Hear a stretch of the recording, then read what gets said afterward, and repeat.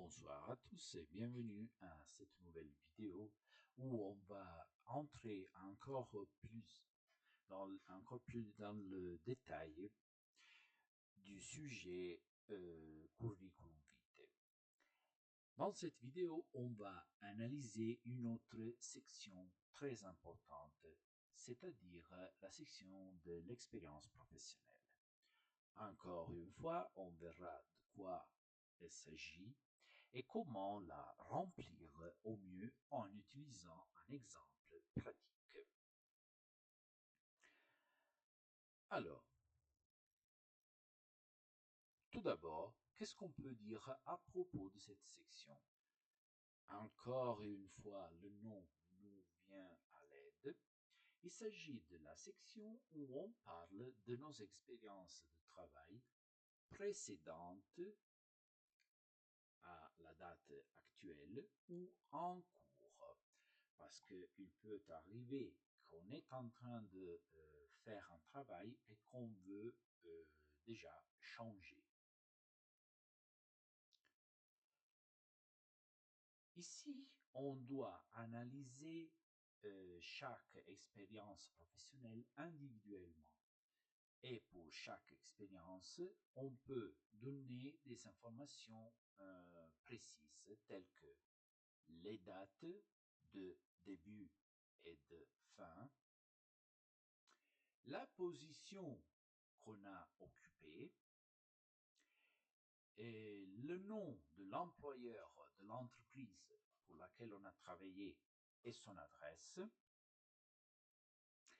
les tâches, les activités principales qu'on a fait pendant notre période de travail et le secteur d'activité. Ici, on peut utiliser la division classique en secteur primaire, secondaire et tertiaire. Comment on peut utiliser cette section? Tout d'abord, comme on a dit tout à l'heure, si on a plusieurs expériences professionnelles, il faut les décrire séparément. Donc, on doit répéter toute cette section pour chaque expérience professionnelle qu'on a fait. Et en général, il faut commencer par la plus récente et après on passe aux plus anciennes. Ici, il est très important d'essayer de remplir toutes les parties que vous voyez ici, afin de donner plus d'informations possibles aux recruteurs. Comme je disais tout à l'heure, il peut arriver que l'expérience de l'une des expériences qu'on est en train d'indiquer, la plus récente, est encore en cours. Elle n'est pas encore terminée. Et alors, si on a encore une expérience de travail en cours, comment on peut l'indiquer? Tout simplement, ici, on met la date de début et ici, à la place de A, on peut mettre en cours. On le verra tout à l'heure. Bon, et maintenant, on passe encore une fois à un autre exemple pratique et on va reprendre encore une fois la lettre de motivation de Fabien Mathieu. Alors, la partie qu'on peut utiliser pour cette section d'expérience professionnelle est celle-ci. Parce qu'ici, il parle de son ancienne entreprise et il donne aussi des informations concernant le travail qu'il a fait. Les autres informations, on va les inventer. Alors, on va à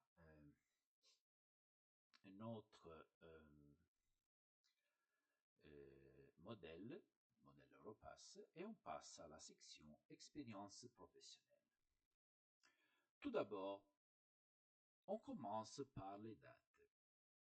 Remplacées par date.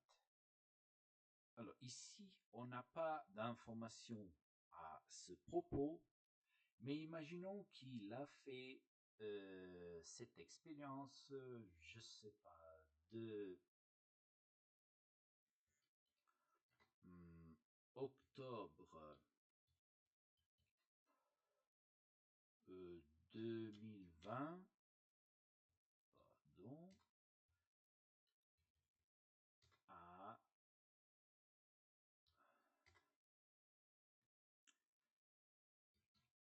septembre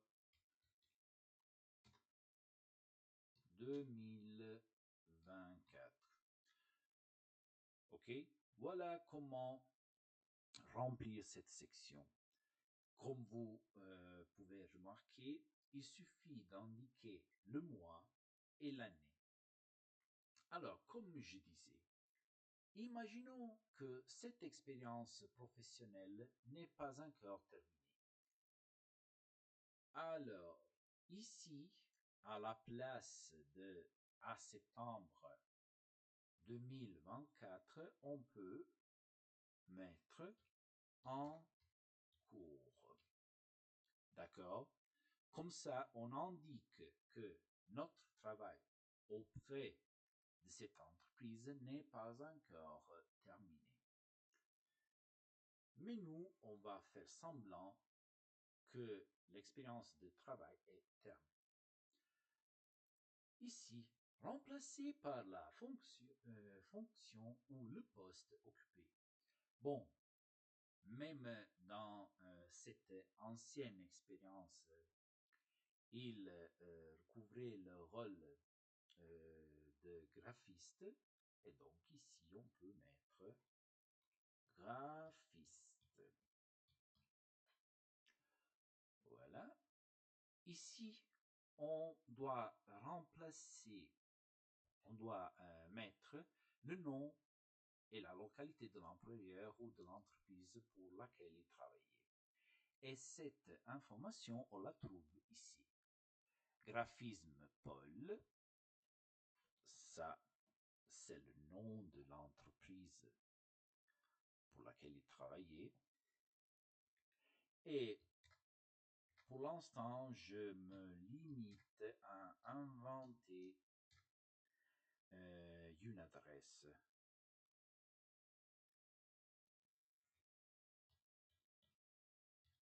Tirail, je l'invente. Hein.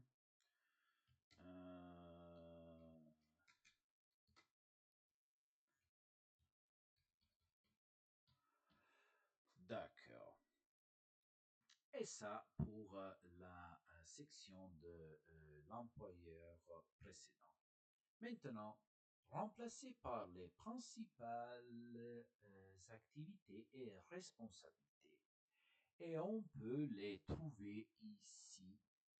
Parce que là, il nous dit qu'il a géré des projets importants. Il a géré des projets importants.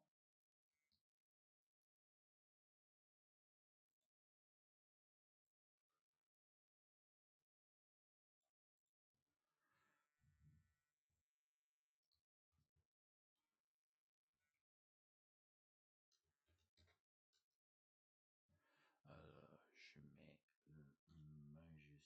le majuscule.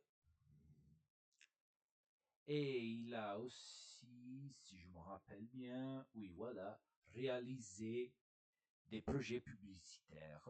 Et ça, bien sûr, on peut le mettre. Réaliser des projets publicitaires. Type secteur d'activité, ici, on peut mettre tertiaire.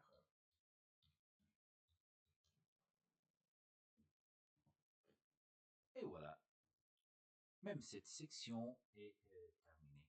Maintenant, Imaginons qu'il a une autre expérience de travail plus ancienne qu'il veut inclure dans ses CV. Alors, qu'est-ce qu'il devrait faire? Tout simplement, il devrait copier cette section, la coller ici, comme vous voyez, et refaire le tout dès le début en modifiant bien sûr ces parties avec les données de l'autre expérience de travail. Alors, je vais l'imaginer avec vous, comme ça vous allez comprendre. Imaginons que de 2018 à 2020, il a encore une fois un travail de graphiste, mais cette fois pour une autre entreprise, Graphisme Z, 20 rue Nationale. Là, on le laisse. Bon, disons qu'ici, il a uniquement réalisé des projets publicitaires et on reste toujours sur le secteur tertiaire. Donc, comme vous voyez, pour chaque expérience de travail, il faut toujours répéter la section et la remplir de façon correcte. Bon, pour le moment, c'est tout. Je vous remercie et je vous donne rendez-vous à la prochaine vidéo.